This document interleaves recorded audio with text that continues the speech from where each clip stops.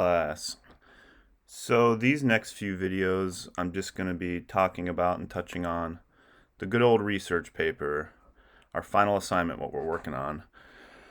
Hopefully at this point everyone has watched the videos outlining and talking in detail about the assignment, everything the assignment entails, and all that stuff. I'm hoping all of you have a topic so far to work on.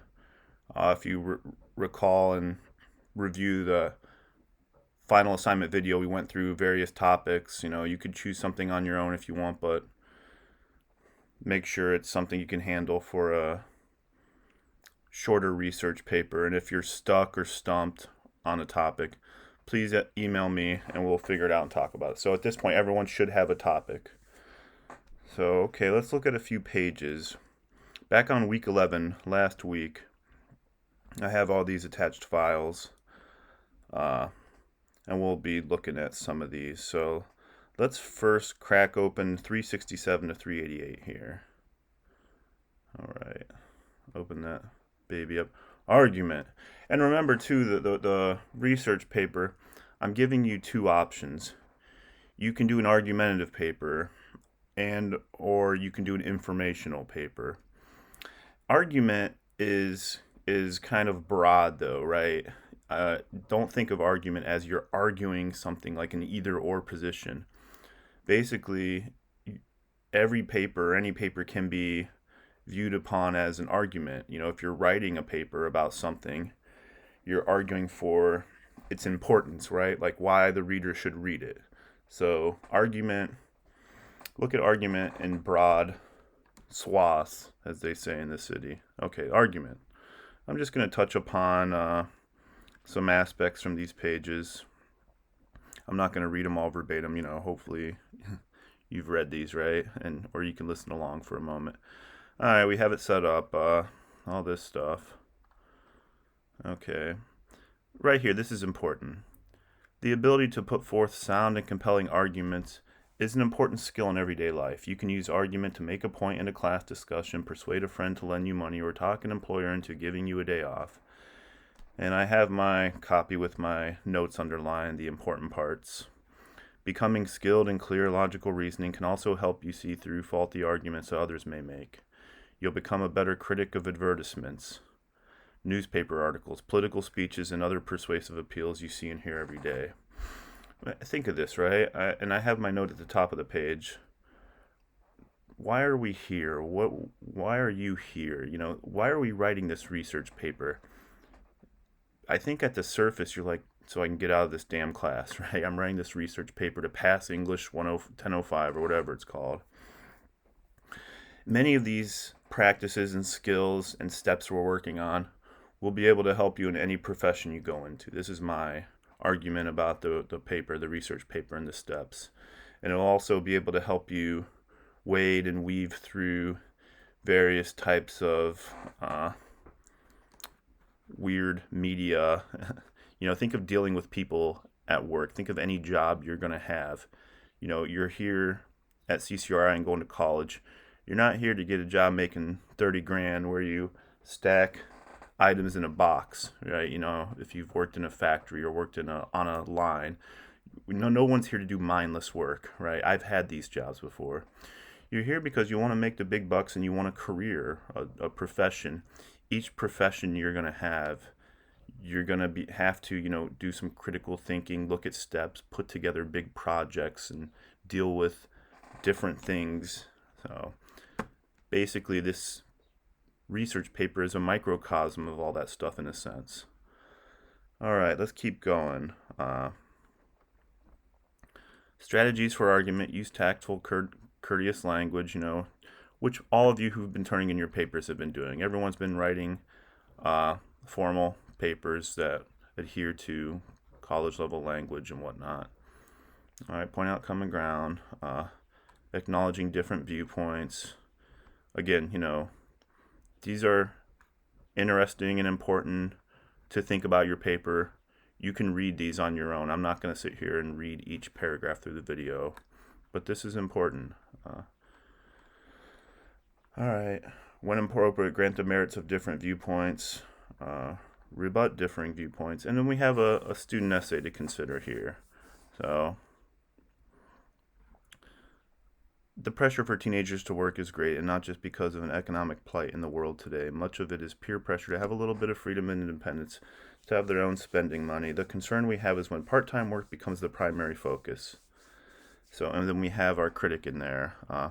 However, working more than 15 hours a week is harmful to adolescents because it reduces their involvement with school, encourages a materialistic and expensive lifestyle, and increases the chance of having problems with drugs and alcohol.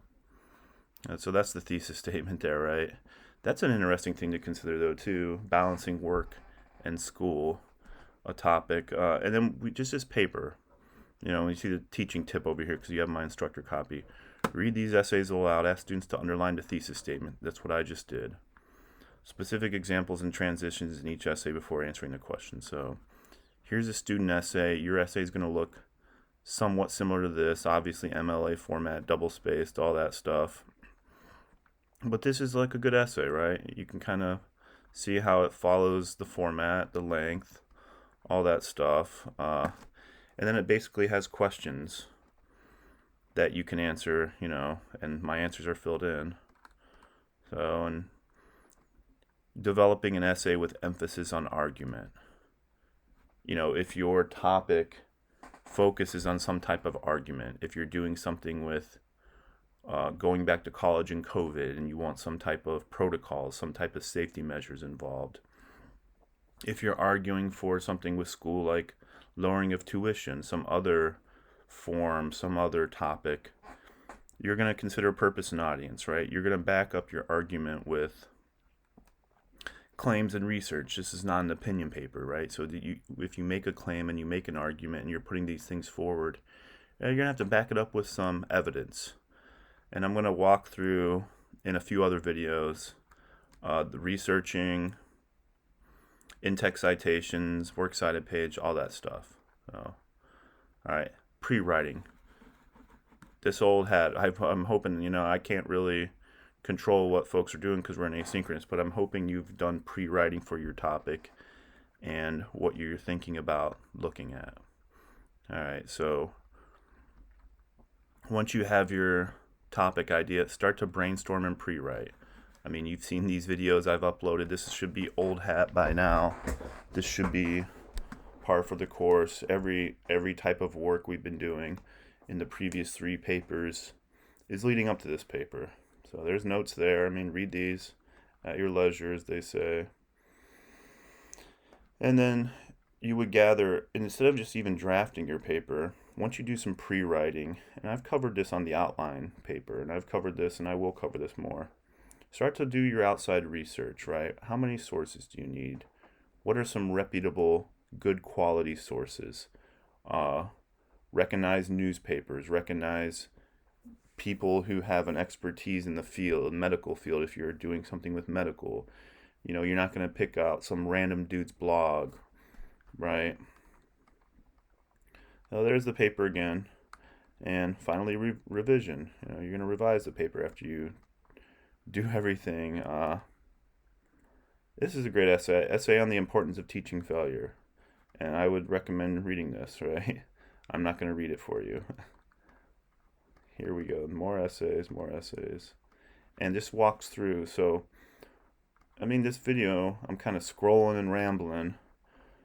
When you write a paper, and I've done this throughout my academic career, as they say, it's important to read other papers, and it's important to read other essays as using it as a model, right? What are the moves the writer's making? How do you model your essay? Not the topic, not exactly, but what are they doing? What are they saying? Do they have the intro that jumps into the topic, offers the handful of aspects the writer is looking at, includes a thesis statement as the final sentence of the paragraph, the body paragraphs, remember our good old friends, the meal paragraphs, do they follow main idea, evidence, analysis, link? In this paper, your evidence, as I've repeated, it's going to be your outside sources. It's going to be your quotes from reputable sources. It's going to include, bolster your paper information and or argument. And then you're going to follow the quote and analyzing why the quote's important, what's the work it's doing, how it reiterates your overall main point. So you can just walk through these, read these. I'm not going to read them all. And unity and all this stuff. You don't want to bring any other areas, aspects into your paper that do not relate specifically to your topic and main idea. Right, coherence, all this stuff. And again, more notes on argument. Read this. I'm not going to read it all for you. It's important stuff. Celiac disease, if you're gluten intolerant here.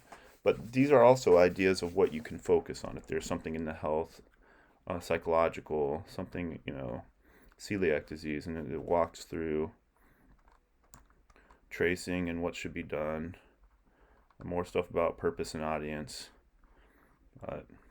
This is a basic, broad overview of an argument paper. So if you have your topic, you will be thinking of how to format it, set it up.